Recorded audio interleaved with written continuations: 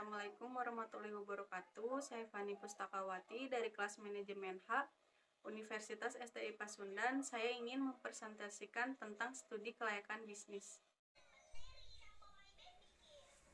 Pertama-tama di sini saya akan menjelaskan tentang bab 1 filosofi dan latar belakangnya. Nama usaha dari toko saya yaitu Toko Panjalu. Toko ini kenapa bisa dinamakan Toko Panjalu? Karena awal terbentuknya toko ini adalah dari orang tua saya yang berasal dari Ciamis, makanya dikasih nama Toko Panjalu. Dan kebanyakan orang Panjalu membuka usaha seperti ini. Toko Panjalu juga mempunyai artian luas yang sangat unik, yaitu merupakan program untuk membawa kejayaan dari berbagai aspek bidang di wilayah Panjalu. Maka dari itu toko ini saya beri nama Toko Panjalu supaya membawa kejayaan dan dalam segala urusan atau usahanya, biar usahanya juga makin jaya gitu. Terus di sini ada gambaran umum potensi usahanya.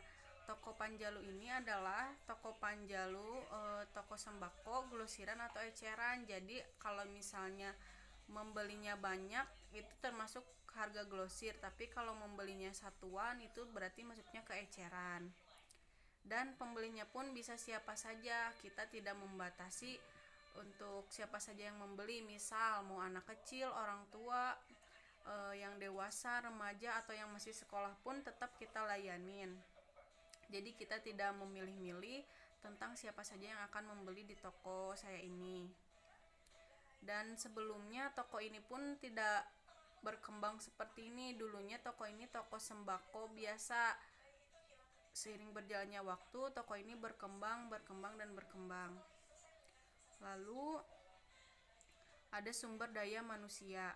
Dalam usaha ini kita tidak banyak memperkerjakan orang lain karena Toko Panjalu ini dikelola oleh keluarga sendiri. Maka dari itu kita bukan memperkerjakan ya, jadi lebih mengelola sendiri seperti kayak keluarga kayak gitu, dan nggak memasukkan orang lain dalam usaha kita ini, kecuali kita benar-benar membutuhkan tenaga kerja orang lain untuk membantu di toko kita ini.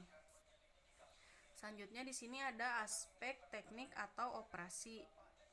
Aspek teknik atau operasi dalam menjalankan usaha ini adalah lokasi yang sangat strategis untuk dijangkau oleh para pembeli, karena toko ini berada di samping Rumah Sakit Sartika ASI yang berada di Jalan Muhammad Toha.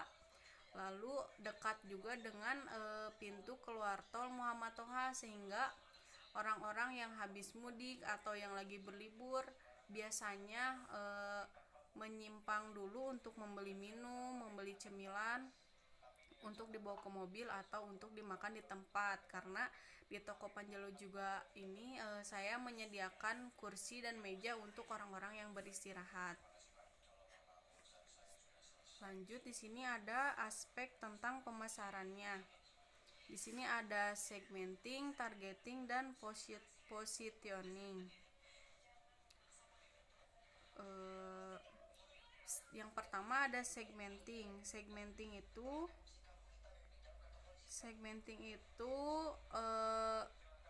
pasar dari Toko Panjalu. Biasanya yang beli itu kayak masyarakat di belakangnya, karena di belakang toko kita ini juga ada pemukiman warga, maka sebagian warga juga banyak yang membeli ke toko kita ini.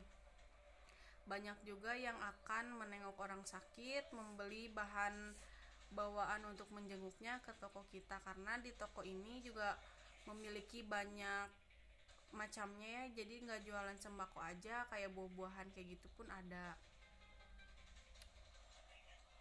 Terus di sini ada targeting. Di sini kita nggak mentargetkan siapa saja yang harus membeli, karena siapa saja bisa membeli di toko kita ini, mulai dari yang dewasa, remaja, atau anak-anak, seperti yang tadi sudah dijelaskan. Dan di sini posisi Toko Panjalu ini sangat strategis karena berada di pinggir jalan dan mudah dijangkau. Jadi tidak masuk ke pelosok atau tidak masuk ke gang, maka orang yang sedang berlalu lalang di pinggir jalan pun kalau misalnya haus atau lapar bisa menepi sedikit untuk membeli cemilan atau minuman yang ada di toko Panjalu ini.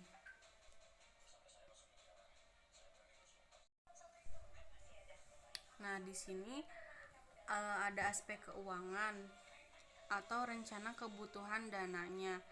Rencana kebutuhan dana ini adalah dengan adanya biaya praoperasi dan modal usaha. Biaya praoperasi ini tidak melalui biaya orang lain, melainkan dana dari diri sendiri. Modal usaha yang digunakannya pun lumayan banyak juga karena kita juga belum punya toko sendiri tapi menyewa tempat dari orang lain. Jadi kita menyiapkan modal untuk membuka kebutuhannya, tanahnya, kontrakannya pun kita masih bayar gitu. Jadi bukan hak milik sendiri. Bisnis yang akan saya bangun di masa mendatang dari toko Panjalu ini, saya akan mengembangkannya. Jadi saya berjualan di toko ini tidak hanya mengandalkan orang yang berlalu lalang di jalan atau orang yang ngelewat aja gitu, tapi saya juga akan mengembangkannya di e-commerce yang lain. Seperti di online sekarang udah banyak yang membuka usaha lewat online juga. Saya juga akan mengembangkannya dengan membuka cabang-cabang lain agar orang lain lebih banyak mengenal tentang toko Panjalu ini. Karena toko Panjalu ini adalah toko sembako yang mungkin setiap harinya masyarakat atau orang-orang pasti membutuhkan. Nah, dan ini adalah desain dari atau logo dari toko Panjalu. Kenapa di bawahnya ada glosir dan eceran? Karena tadi udah dijelaskan kalau ada yang membeli banyak itu berarti kita kasih harga glosir, kalau ada yang membelinya satuan kita kasih harganya eceran. Jadi harga toko kita dengan harga Alfamart, Indomart itu sangat berbeda, jelas lebih berbeda. Sekian presentasi tentang studi kelayakan bisnis dari saya. Mohon maaf bila ada kesalahan kata, ucapan, penulisan, atau penyampaian. Mohon dimaklumi. Sekian dari saya. Wassalamualaikum warahmatullahi wabarakatuh.